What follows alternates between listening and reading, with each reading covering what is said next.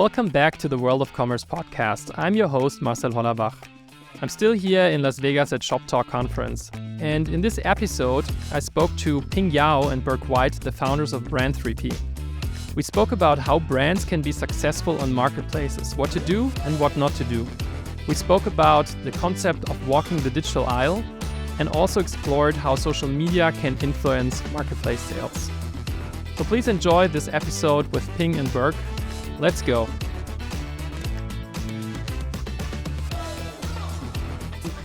Create a marketplace. You got to know your differentiation.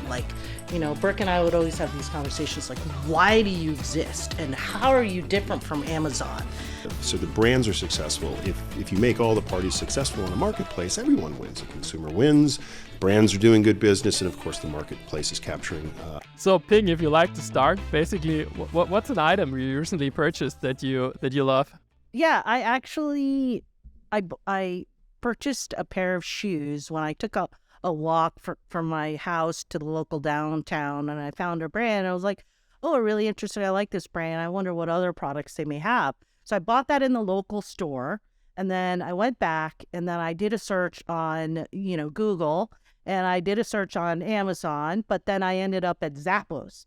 And so I bought 2 more pairs of shoes. This is all within one day. And these shoes I'm wearing right now, they're comfortable. I was looking for, because I'm pretty familiar with the shoe brands out there, but then, comfort is important, style is important. So I was able to kind of experience from store to Amazon Zappos, and then they shipped it 2 days in the house, and I'm wearing them right now.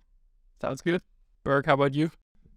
Strange product. Now I'm curious. Yeah, okay. It's pretty cool. There's some tech involved in it too, but it wasn't for me. It was for my wife, and we spent a lot of time on the side of the soccer pitches. Younger daughter plays soccer, and it's chilly.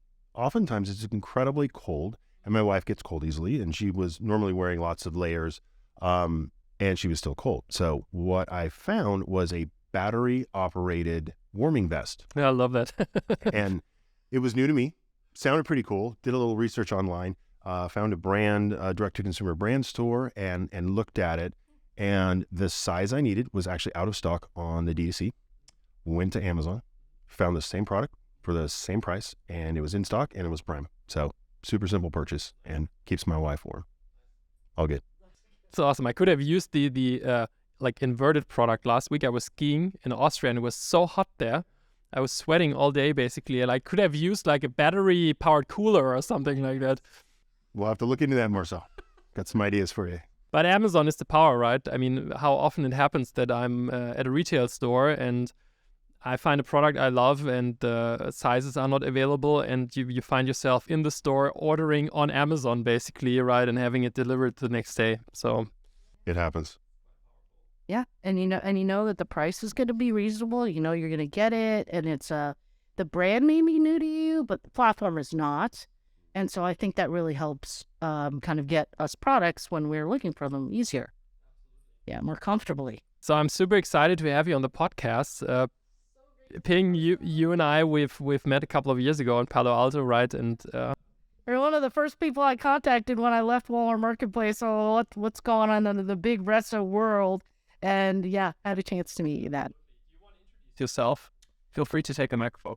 Oh, yeah, sure. So Ping Hao, let's see. So I've been in e-commerce for a number of years. Don't want to date myself, but I would say it was more on the tech side. Like, what is e-commerce performance? What's high-res internet imaging? I work with Hewlett-Packard on that, getting that to market. And then, really wanted to explore the B2C side. So joined Walmart to build out the marketplace in 2015. It was a program, and scaled that to built the business platform that is in place today across all 27 retail categories, ran acquisition or business development. Acquisition is not necessarily a nice term, so let's talk about business development and partners, onboarding. We created partner success, Burke and I together. He was instrumental in the strategy of our program, and all analytics. And the interesting thing was, it's like, hey, Walmart, the bigger Walmart, are you ready to take the analytics back? .com? And they're like, you can keep it still. And, that just kept going on for a couple of years. So, when you create a marketplace, you got to know your differentiation. Like, Burke and I would always have these conversations like, why do you exist? And how are you different from Amazon? That's a brilliant question. As there's so many marketplaces popping up left and right everywhere at the moment. And it's not an easy answer, and until you nail your value prop, which we did, because it was lacking. I think that's when things started to come together. You say? Yeah, sure. So Burke White, let's see, prior to joining Ping and building out Walmart Marketplace, old enough to be involved in retail before e-commerce. So definitely had a great tour, outdoor retail, outdoor products, and understanding how there was distribution protection, how partners mattered, how retail pretty much was a thing at the time, like MSRP, it was what you paid as a consumer. And that was done primarily because of limited distribution and premium product. So with that in mind, what I've seen over time, technology, especially e-commerce, kind of erode margins, erode relationships, erode regional distribution, all of those key components to retail. So it was really fun when we joined Ping on her team, building out this wonderful marketplace. As consumers, we all benefit, but how do you put the pieces of the puzzle back together from a brand perspective so the brands are successful? If you make all the parties successful on a marketplace, everyone wins. The consumer wins, brands are doing good business, and of course the marketplace is capturing business as well. So that's the fun part. And then after Walmart, that's why we are Brand 3P. We really work with brands on marketplaces, reassembling their catalogs for them, reassembling their partnerships if available, and reconnecting them to the consumer on the marketplace. So it's ironic, really, when you think about it, because most brands run away from marketplaces because they're chaotic, they're dynamic, and it pulls them apart. Having built a marketplace, a big one, we understand the complexity and the layers and truly the opportunity. So it is ironic that we would present the best place to really put a brand together and connect it with a customer base is actually back on the marketplaces that you've grown. That's a love-hate relationship, I guess. So good job for building Walmart Marketplace. Yeah, they're doing quite well. They're growing. They're part of the one of the 3 growth trajectories for Walmart.com is the marketplace, it's Walmart, the retail media strategy, Walmart Connect, and then it's the Walmart fulfillment service. So they've kind of brought the trajectory together. So they've matured a lot, I would say. And so, again, if you look at the balance of what happens on a marketplace, you've got the consumer, visiting, shopping. What is the latest number we heard this morning? It was like what? Oh, global retail, 55% on marketplaces, right? So e-commerce retail, right? Consumer, 55% on marketplaces. And from our view, because we are, brands on marketplaces, that's easy. We're like, oh yeah, no problem. And that's just going to continue to grow. So then you with all of this kind of experience and working with global brand portfolios and at Walmart working in, categories from CPG to fashion to toys. I mean, every category's got its dynamics. What brings it all together for us is the customer and it's the consumer. Like, it's an incredible amount of reach you have. Where else in this world can you go, I know that 2 million people visited, this experience. And we're talking about we'll get there, but we're talking about kind of where we see the brand building its position in the marketplace. How does it continue to elevate? How do you stand on the shoulders of these giants? It's really remarkable. I think when we left this marketplace organization, we didn't have any idea all the things that one could do while not being in that company, but really working at it from the brand side. Would you agree? Yeah. It simplifies things. When you're inside the building, and specifically Walmart, everything's at scale. Your seller partners are at scale. Their assortment is at scale. And in order to manage scale, for the most part, everything is the same. Accounts, products, off we go. And it works in the big picture, right? More assortment does create more revenue. But really being outside the building, what we found it was exceptional is once you once you engage with a brand, and this is why we talk about brands, you can put a brand in a box. You can define it. Are these your products, yes or no? Are these officially licensed? Are these real? Are these fake? And you can find the real products that are either there today or will be tomorrow, and you can do something with them. You can upgrade the content. You can reassemble them in some cases in a brand store, and you can layer up consumer experiences in the brand stores. So not only are you increasing sales, you're collecting consumer data. So the brand is the definition. And what we found by being, like Ping said, outside the building, we could be more effective. We could actually do better for the partners being outside because we have the luxury of focus. We could treat the brand uniquely, and we can help them succeed on the platform. And everyone wins, like Ping said. The consumer wins, our brand client wins, and of course the platform wins as well. The one thing we're seeing, because we work with, there's a lot of newness in the market, especially when the economy is down a little bit. People are always trying to figure out what different types of product launches make sense where. So, kind of saying like, do we launch it on TV, right? Do we launch, OTT? Do we launch on YouTube? Do we, where do we launch on TikTok? Do we launch on Facebook? All these different places.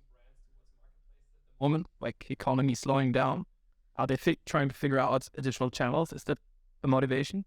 I think that's definitely part of it. Yeah, I can't imagine, save a few luxury brands. Most brands are trying to scrape together more sales, plain and simple. So what they're looking at, the marketplaces are typically just a sales channel, an additional sales channel, and that's fantastic. It works, and more sales channels can produce more revenue. And we, again, kind of focus on the major 3 marketplaces with our brands. And when we find we can, first they have to have a presence there. So being on the marketplace is step one. And right, we can't help you if you're not there. So having partners that facilitate efficient product population and content so that you're there is incredibly important, because we come in after that and assemble everything correctly, right? Give it an upgrade, go from junior varsity to varsity, and then hopefully present, if possible, that brand experience. We look at a brand store as just more canvas to paint on, right? And using a silly example, the general marketplace, which is so dense with product, is most brands are relying on retail media to elevate their product and get it in front of consumers. And as long as the math works, that's great. Can you quickly explain retail media for the listeners? Because probably not everybody's familiar with the concept. Yes, thank you for slowing us down and being responsible for new terminology. We get so accustomed to it. Retail media on the major platforms, and let's just stick with Amazon. In the beginning, when Amazon, say, had fewer products on it, you could list products, and organic search would result the options. If there were only 3 pink t-shirts at one point on Amazon, that was probably true. When you search for pink t-shirts, you saw probably all of them or most of them. Fast forward to today, there are millions of pink t-shirts there. And if you happen to sell them, in this bad example, you will have to spend on what is called retail media. That is the platform charging you as a seller or a brand owner to list your product higher in that search. And of course, your spend is competing against other pink t-shirt sellers as well. And so it's market pricing. And at some point you might tap out and say, I can't be profitable at this. And it's an ebb and flow. But that is the example of retail media. And it's part of best practices at the moment. And again, as long as the numbers work for you, absolutely do it. What do you see? You work with all these marketplaces, and given your extensive, U.S. and the international perspective, are you seeing the role of retail media rise in your client base? Absolutely. I mean, I think that's a trend going on for like 4 or 5 years now. I think, first of all, it's an amazing business model for every marketplace, because it adds a lot of margin, basically, like profits, right? And you leverage your traffic that you have, the consumer base, and so on. But looking at Europe, I think in the US, like Amazon pioneered it, kind of like Walmart is doing it. A couple of others are also playing around with it. In Europe, you see companies like Zalando, which is like the European equivalent of Zappos, or the Otto Group. They also have their own retail media now, so it's becoming a best practice. And I think the downside probably for the brand in the end is it eats a little bit of their margin again, right? So you leverage the reach of the marketplace, but it comes now with a little catch that there wasn't there before. Right. And one of the things that we get excited about is if you believe that the marketplace is where you can learn about consumer behavior, shopping behavior, what they like to buy, how they like to buy, what questions they ask when they're trying to make a purchase decision, whether they're a fan, whether they're new to category, new to brand, new to product type. If marketplaces can actually be a guide and kind of a voice for you, they are certainly a place where consumers are, so that they've got the traffic, right?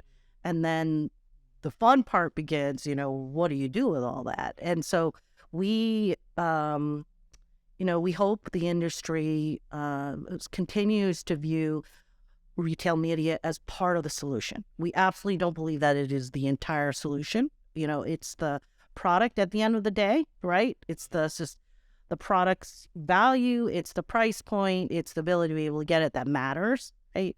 So, so there are other aspects of it, and that's where we get excited about, right? Like other aspects, like, in terms of content, organic relevance. So that starts to begin. That's the beginning of where we start, actually. Yeah, and I think you're spot on with it. I think discoverability on any kind of marketplace, even on Netflix these days, right, is a big thing. I mean, I can't remember how many hours I spent with my wife on the sofa just trying to figure out what we want to watch, right? And it's the same a little bit on marketplaces, trying to figure out, okay, what product to buy and even finding the right one. And I think you've come up with a brilliant concept here.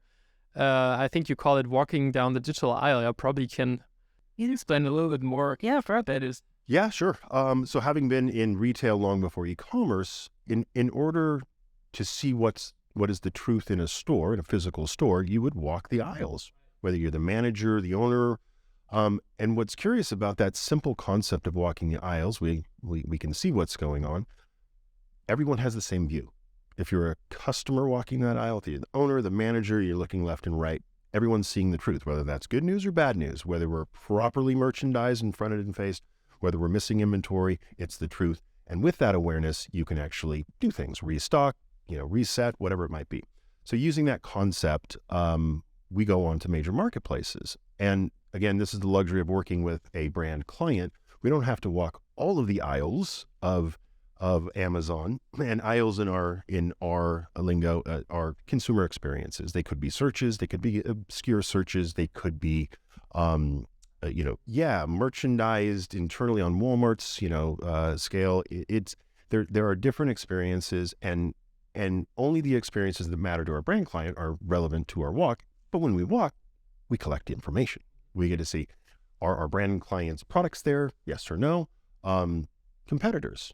Are the competitors' products there? And then you start to ask questions like, why are they there? How did they get there? And from this information, we can assist our brand clients in putting their products in front of consumers. Many view a marketplace as an ecosystem of products. That is true. You can also view it, though, as an ecosystem of customers. Yeah, right? And if you view it in that matter, it's wonderful. There's hundreds of millions of us banging around on these marketplaces, but only a select few matter to brand client.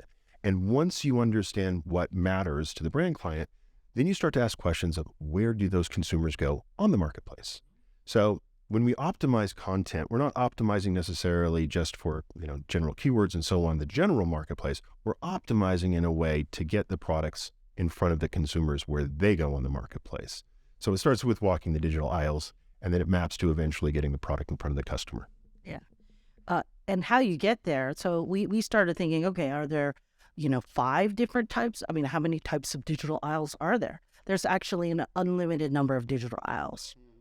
And when you think about it, just in a simple example, if you think about the marketplace, not just as a sales platform or a marketing platform, but as a listening platform. So Amazon's actually, and Walmart and others are asking you questions. They're seeing what you're clicking on, and then they're serving up certain experiences for you to select. And so depending on what you as a customer, where you came in, you will literally land in a different spot. And where you expected to be, you may not be. And so it's kind of fun, if you follow the consumer, you'll bump into walls. You'll start to see, hey, I should be able to get there to the other side. And like, for example, we could use the tent model as an example, right? Like if you search camping tent, one of the questions is how many people fit into the camping tent? How many people?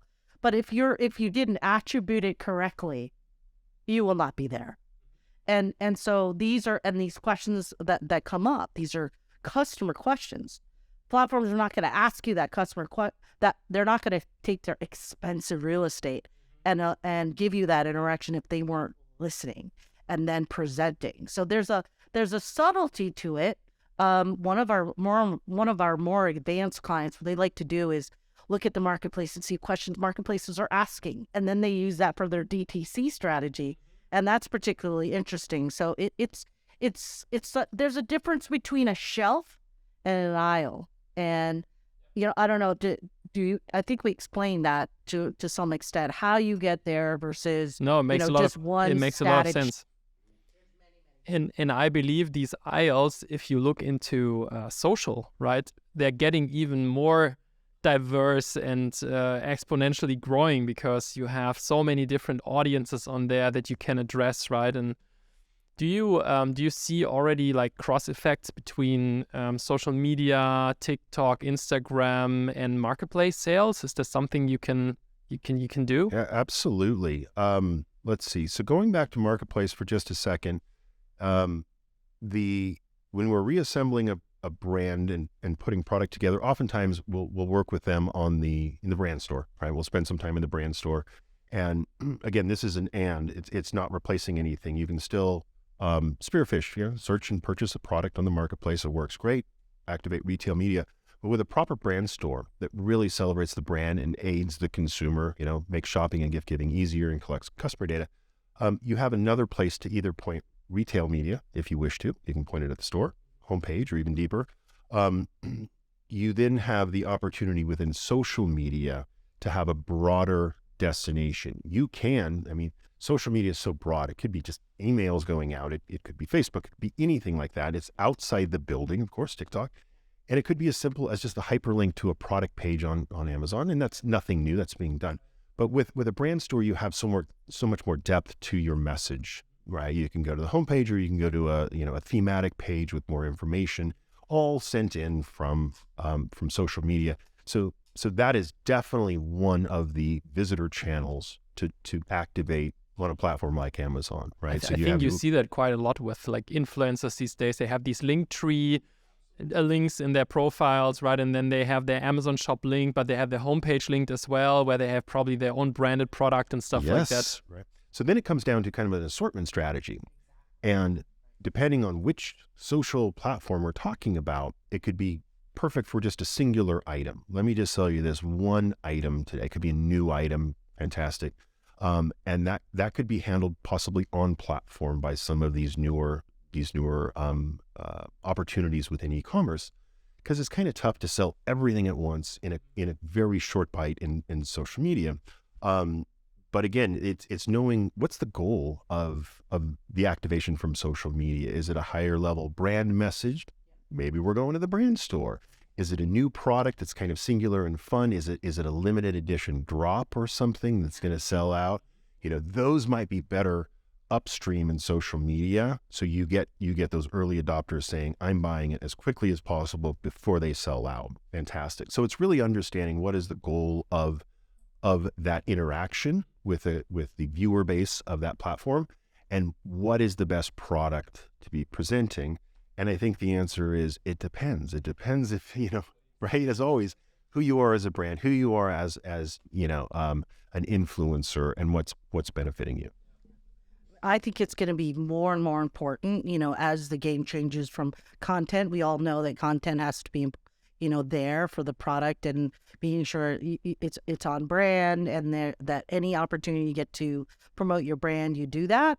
But again, if you focus on the consumer, I still think it's early days, right? Like, where are they coming from? What are they trying to do? Where, is it a valuable purchase with limited product, or are you wanting to increase the shopping basket, right? Are you introducing a new category? Are you, what is the extent of the message? So, I think there's going to be a lot of innovation in that area of, how do you engage that formula? A couple of years ago, one of our clients, they're in the toy category space, consumer entertainment side. They have 1 billion fans worldwide. And we looked at every single path for the consumer that gets them to, one of the big 3 retailers. And for Amazon, we looked at every single YouTube video they had. And we're like, are these connected? And having that conversation with them. And like, okay, if they wanted to, engage with the brand, and that was YouTube. Now it's like, more, it's TikTok. So we were talking a little bit earlier on the way over here, right? We have some colleagues now. We have some colleagues at Facebook Shops, Facebook Marketplace. I think it works well for different categories at different levels. And then, Instagram certainly has a lot of traction in commerce and more to come. But, with TikTok in the U.S. and the Conversations TikTok Shops is one of our clients is going to the first toy brand on TikTok Shops. And they're very, very proud of that. But it's integrated with the overall marketplace strategy. Like that might be a place to introduce and launch the brand and get kind of the creators and influencers involved. And then they also have their other strategy where it's part of the marketplace. We actually have every single time we build an experience on marketplace in any country, there's a social media component to it. Like, what are you going to bring in? Like the consumer is here. How does that all come together? So, if you think of it more, kind of like unified or approach the consumer, what do they get excited about? What makes your brand special and unique? And how do you tell that story?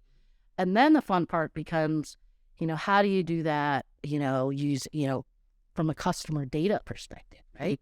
And that's kind of where we're at. We're at like looking at like conversion, visits in, visits out, like under not just the sponsored product or PDP anymore, but at the brand level through these, what we call them, these celebration stores, brand celebration stores. And it's just kind of funny. You start at Walmart and, but we felt really excited that, our vision and belief worked when the industry says you do have the best e-commerce experience and it's across Amazon, Walmart, and Target, and it's brand consistent.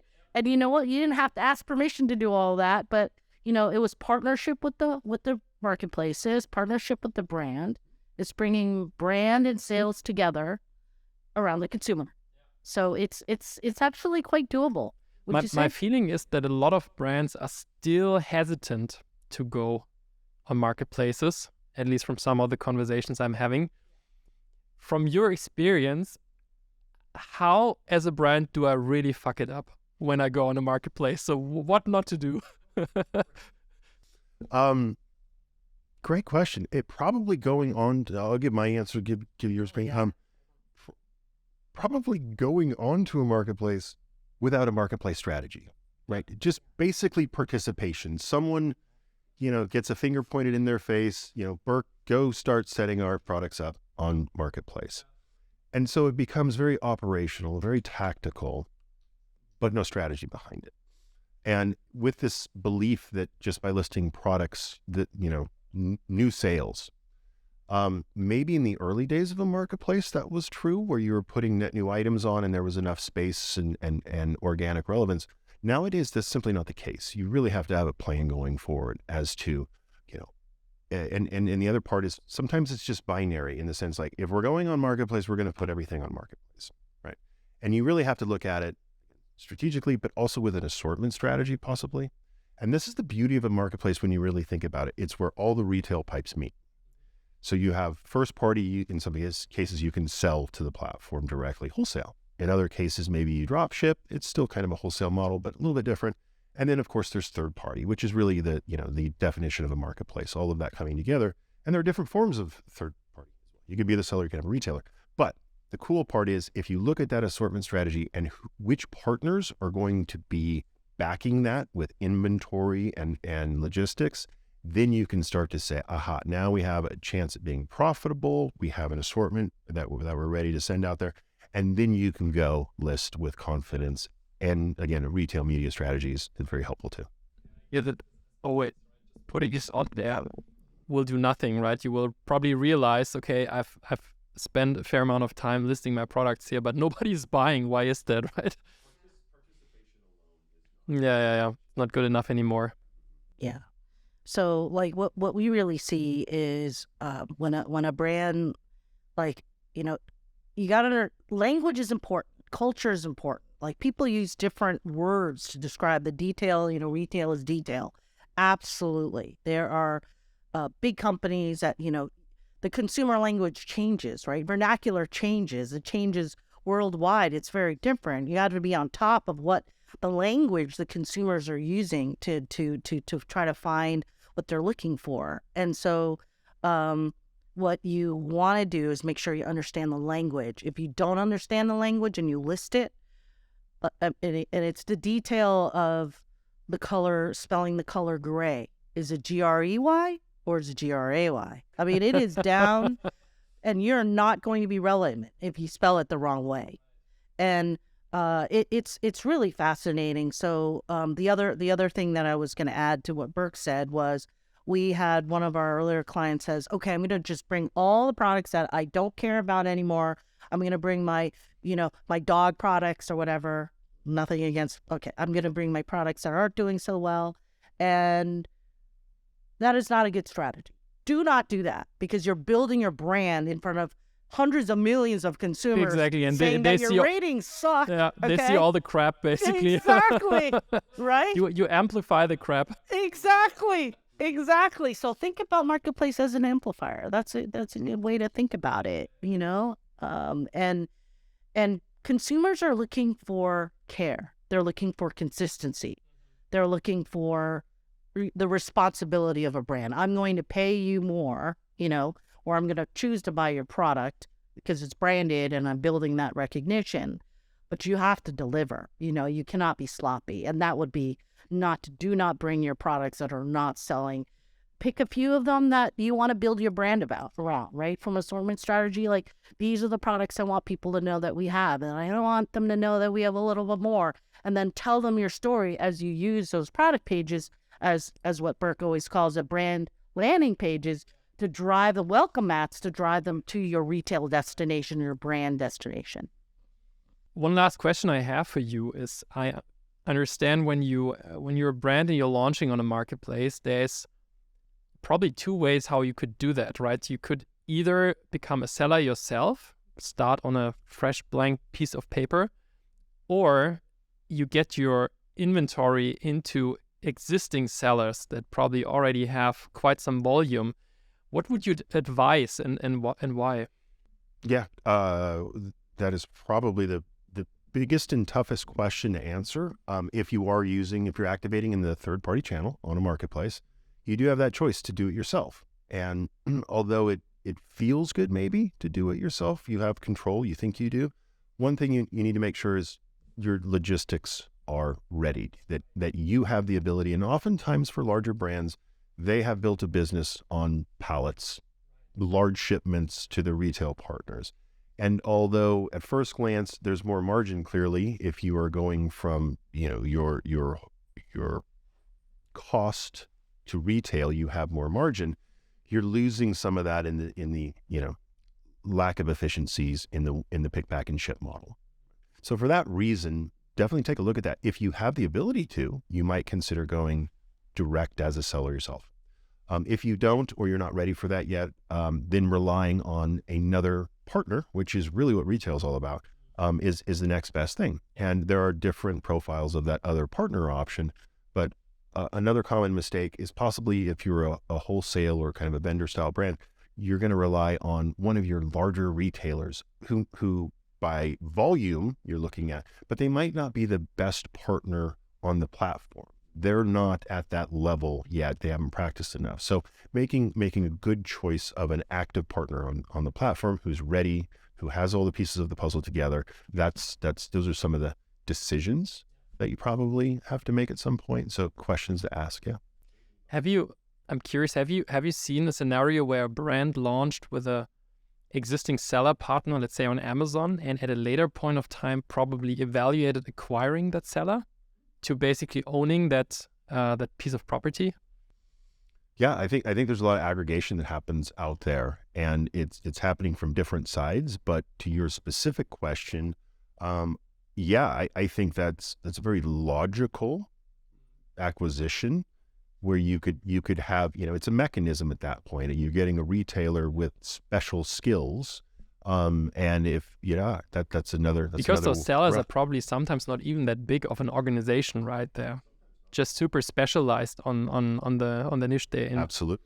I would just say with a caveat, and there's some examples in the industry, on the CPG side, some of the larger sellers, the sellers have a different business model than the potential acquirer. That could be a larger company. So just don't blow up and, swoosh the seller while you're trying to do that. Their model is fundamentally different. And so I think if you understand what that value is, because I think what they did was they got a few brands up and they were able to move them through that channel because they had Amazon expertise. This is the number one seller on Amazon for many, many years.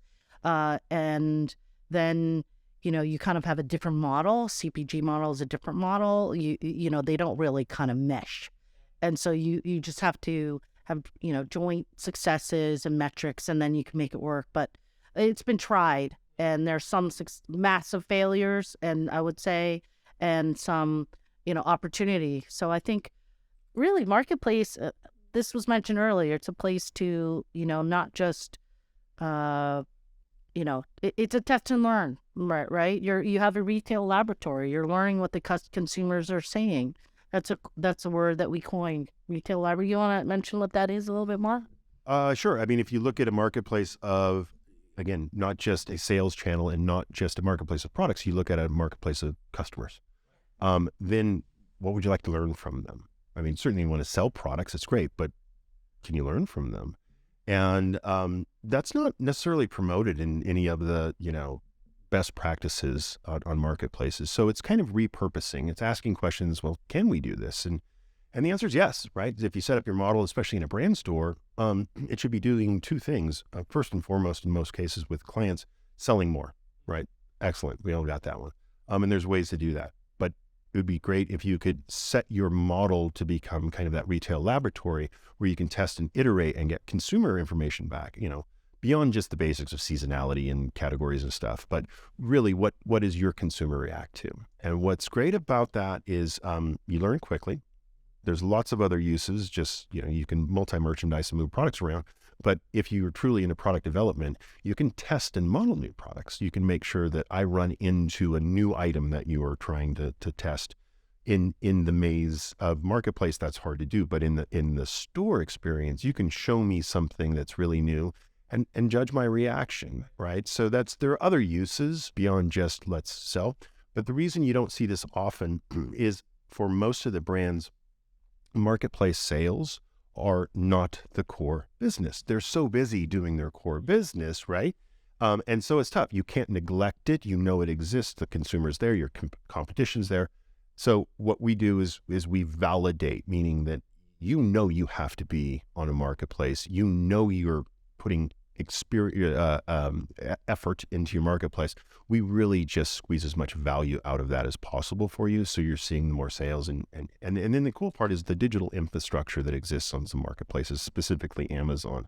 If you test and model correctly in one country, you can very efficiently roll out to other countries and use that same strategy for increased revenue, of course, but also consumer data from other markets, so that you can bring that back together. Most of that data is siloed, so it's hard to get at, but if you roll it up correctly, then you can really run a substantial business from a laptop on a marketplace. The final thought I would add to that, though, is for our brands, the mindset has to change as well. The mindset going from, for most brands, from a vendor, a supplier, a wholesaler, in the traditional model, you're relying on your retailer to finish the sentence, to front the product, to connect to the consumer. Well, imagine hundreds of millions of products. it's hard to do the traditional model. So you become the retailer. So, welcome to retail when you're on a marketplace, and you really have to engage that mindset. And it's good news, bad news. Bad news first, welcome to retail, even though you're a practiced wholesaler. Good news is once you engage in that, you can truly address the consumer better with more content, more story, and learn from them. If you set up the model correctly, suddenly you're getting customer information back and you're like, wow, this is valuable to our business.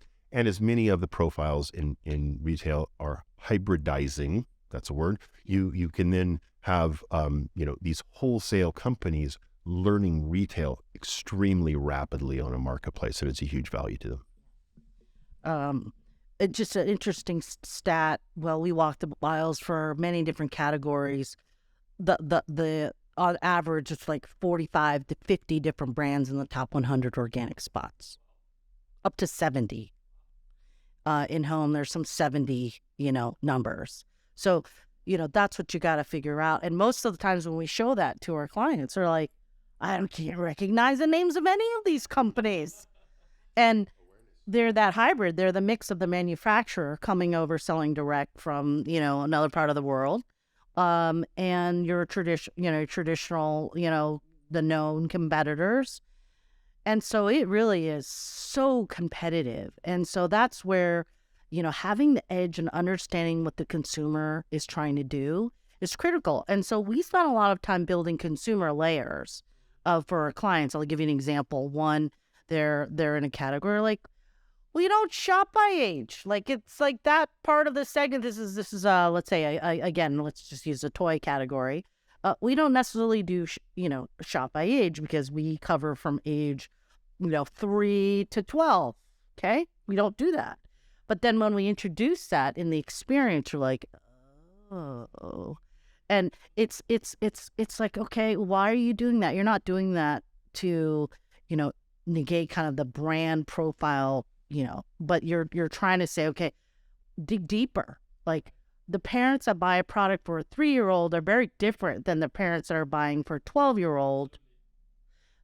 And I'm just using that as an example. You could, use it for other categories depending on the types of buyers. But what we find is when we take that extra step to get closer to the consumer, what questions do you want to ask the consumers? How do you want to guide them? That's when that magic comes out. And they're like, oh, okay, we're going to think about not a product catalog. We're going to think about our consumer. And then we're going to think about integrating it with marketplace data, because there's marketplace data to be had. There's enough of it to do some good. And, by bringing it together, you're creating an elevated experience. And then the consumer's like, I know it's there. I don't have to be stuck in the results of search of, 100 different companies selling me so many things I can't even figure it out. If you search like M&Ms on Amazon, okay, I don't want to pick M&Ms, but you're not sure, like, who's selling this product? Do I feel comfortable buying it from a third-party seller? Am I going to eat that bag of M&Ms?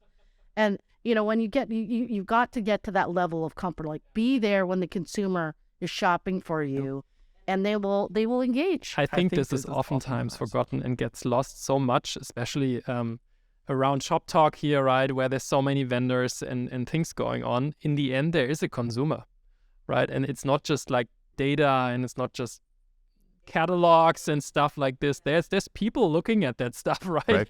Right. Having that delivered to their home and as you said, eating that kind of thing. Yeah. We remind ourselves daily, it's all about the consumer. And if we ever get to that point where we're confused, which way do we go in a decision, whatever benefits the consumer is pretty much always the right decision, right? And you can look at data. The other part that Ping says often is, business today is done through spreadsheet. It's just part of life, right? And so when we're looking at catalogs, when we're looking at assortments, when we're looking at channels, 1P, 3P, it's all initially in spreadsheet. And that's not the consumer view, not at all. And so we really work hard to give that consumer view, that visual to our clients, so they can make that decision and say, that doesn't look right, does it? You're like, no, it doesn't. Data might say it's close to right, or the spreadsheet's okay and you can green light it. It's not until you really see it, and going back to, the physical world, walking the aisle and looking at that, where everyone can see the same view, and we say, does that end cap look right? And everyone can instantly say, no, that looks horrible. It's upside down, right? And you can't necessarily instantly do that on a spreadsheet. So as much as we can, we try to replicate that visually to aid our client, because that is what the consumer will see.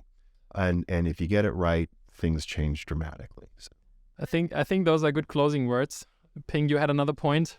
Well, I'm just saying, if you've got a social, something's taking off in social, and then you drive them to the experience either on platform or back into a global marketplace, it better be the same product. Right. And that is not easy to do. I feel like we should do an episode on fuck ups and like give a couple of examples of how not to do it, right? I think we could go on forever on that. What's behind door number 2? You click on it and it's not what you thought it would be. It's not good for a consumer. So Ping, Burke, thanks for being on the podcast, and I think we should definitely repeat that and deep dive a little bit more in some of the topics. Thank you, Marcel. I mean,